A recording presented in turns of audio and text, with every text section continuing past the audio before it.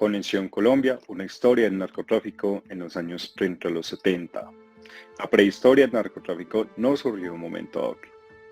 Desde los años 30, cuando los buques alemanes llegaban al territorio colombiano, eran asaltados y robados su producto que era marihuana, que iba a ser con un uso médico. Marihuana que era distribuida por todo el país, pero este consumo aumentó en los años 60 y 70. Momento en el que en zonas marginales del país se presentó mayor consumo. Una zona de resaltar la del Caribe por los pescadores, también sitios como prostíbulos, o en el centro del país, más que todo en las zonas cafeteras, hubo un gran aumento de consumo. ¿Cómo circulan las redes del narcotráfico? Porque Colombia es centro del narcotráfico y no nuestros países vecinos como digamos Venezuela o Ecuador. Guayaquil, un puerto principal para la época. Lo que se puede analizar según los archivos judiciales de la Florida y Nueva York era que en los años del 60 muchos colombianos comenzaron a migrar hacia el país americano. Dicho esto, pues algunos crearon nuevas alianzas, nuevas rutas del narcotráfico y simplemente se los cogían en este proceso o en estas negociaciones del narcotráfico, entraban presos, pagaban una fianza y podían salir, compraban un tiquete, se volvían a su país y no había una persecución por estos delitos. Pero en los años 70 hubo un boom de la exportación de marihuana desde Colombia.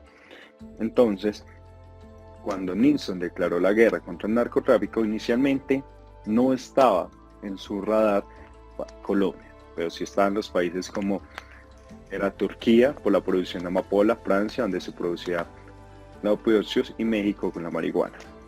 Colombia en el 69 no estaba en ese radar, como decimos, pero fue un proceso que no duró tampoco mucho.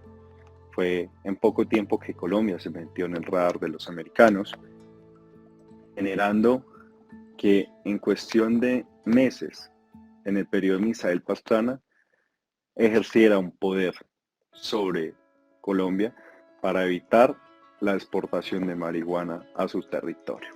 También se entiende que el gobierno colombiano sabía que dependía mucho de Estados Unidos, había una gran influencia, tanto económica como cultural. Entonces, uno de los controles más fuertes que hubo en la época para evitar la marihuana saliera del país hacia destino de Estados Unidos fue el control de aduanas para evitar la salida. También hubo un cambio de poder de López Misael. La atención fue diferente, cambiaron los roles.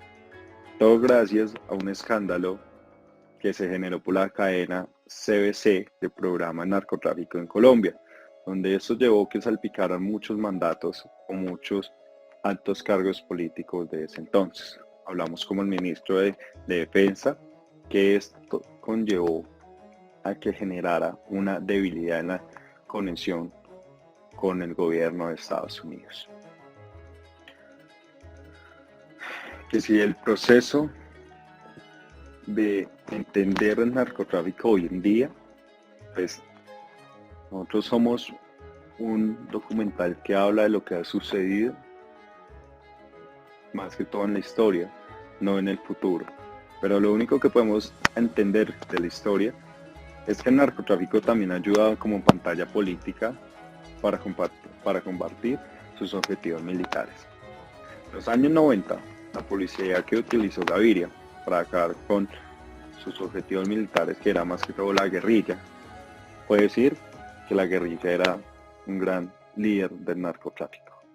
Puede que sí, porque sabemos que la guerrilla también se dedica a este tipo de actividades ilícitas. Pero más que todo fue lo que sufrió el país. El país veía a diario en la televisión propagandas del gobierno que decía apóyanos para acabar con el narcotráfico. Pero, ¿qué generó esto en la población o por qué fue tan malo?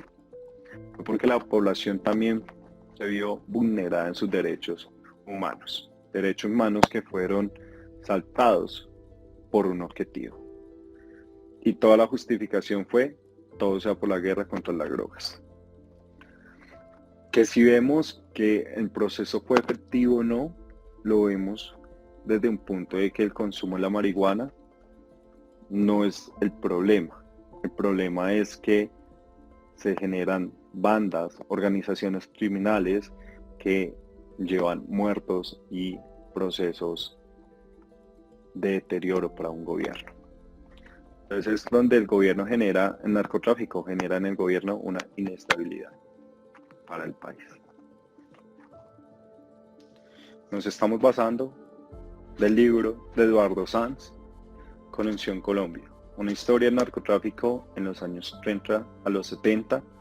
Eduardo Sanz fue un economista, escritor y profesor de la Nacional. Nos basamos en las fuentes del Archivo de la Presidencia, Cancillería de Bogotá y Archivo Nacional de los Estados Unidos. Quien no conoce su historia está condenado a repetirla.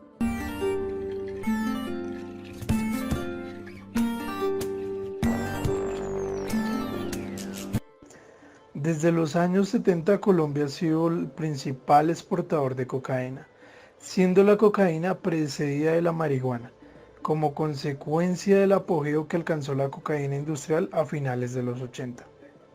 Al mismo tiempo, la elaboración y producción de la heroína comenzó a desarrollarse a partir de los cultivos locales de amapola.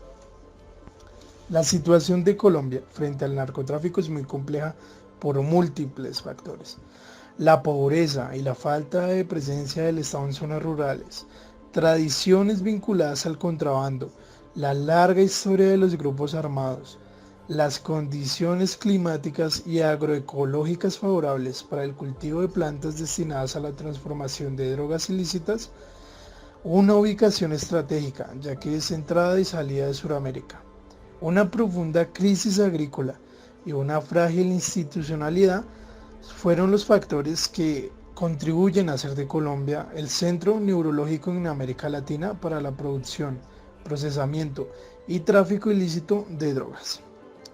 A su vez, estas plantaciones han producido cambios significativos en las regiones cultivadas. Generaron mayores ingresos, lo que aumentó la inmigración de población trabajadora, pero generó desequilibrios en la economía local, en los precios, así como la violencia y un fuerte deterioro en la misma sociedad. Los cultivos ilícitos y la inestabilidad política están totalmente relacionados en el contexto colombiano.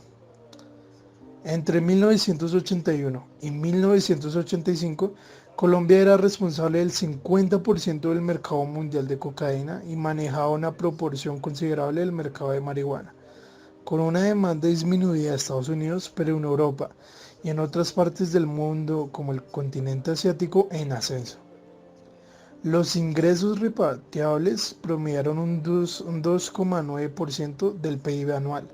Más tarde, entre 1986 y 1990, la participación de Colombia en el mercado mundial de cocaína se elevó en un 75%. Las utilidades bordearon el 5% del PIB. ¿Cómo era posible la repatriación de los capitales del narcotráfico? Mediante la introducción de mercancías de contrabando, la sobre y subfacturación del comercio y la sobredeclaración de transferencias del exterior y otras prácticas, entre los periodos de 1982 y 1998, la repatriación estimada sumó más de 23.000 millones de dólares. ¿Cuáles han sido los efectos de la repatriación de los ingresos en la economía colombiana? Solo una parte reducida de la riqueza nacional ha podido ser adquirida por el narcotráfico. La estructura de la propiedad de los sectores manufactureros, financieros, de la construcción, del comercio y de las comunicaciones se encuentran altamente concentradas en por lo menos una docena de conglomerados empresariales. La repatriación de los ingresos ha tenido efectos limitados en la economía de las ciudades o regiones que son cuna de los cárteles, debido a que el consumo de los narcotraficantes estaba concentrado en bienes y servicios conspicuos, desde el Rolls Royce hasta reinas de belleza. Sin embargo, en el sector agrícola los narcotraficantes han encontrado una opción de inversión en la acumulación de tierras para lograr reconocimiento como terratenientes.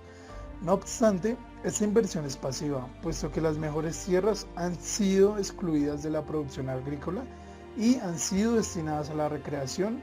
La escalada de violencia en el país coincide con la incursión de colombianos en el narcotráfico, y el repunte en los delitos relacionados con esta práctica ha crecido junto con las tasas de homicidios.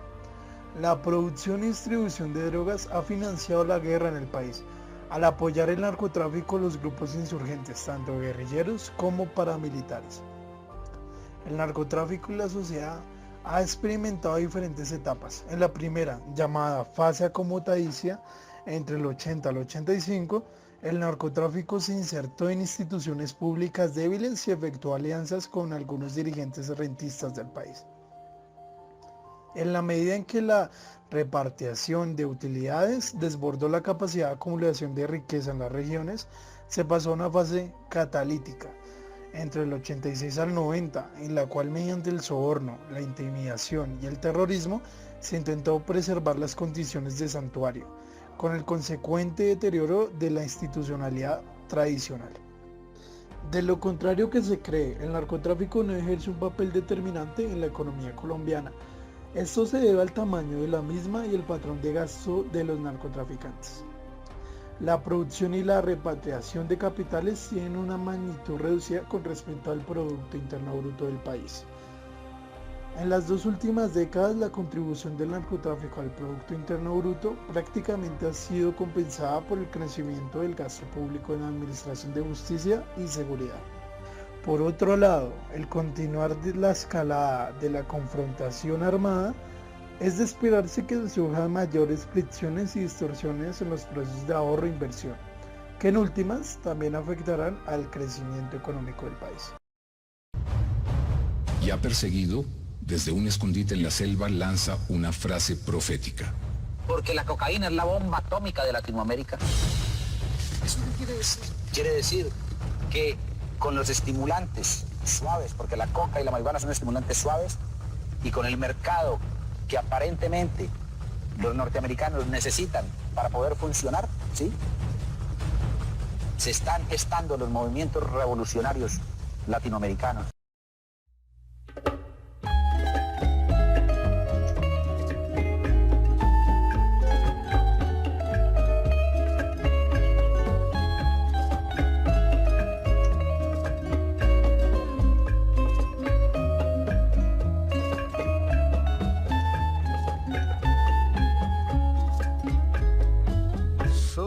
Fuego que arde tu piel, soy el agua que mata tu sed, el castillo, la torre, yo soy la espada que guarda el caudal, tú el aire que respiro yo, y la luz de la luna en el mar, la garganta que ansio mojar, que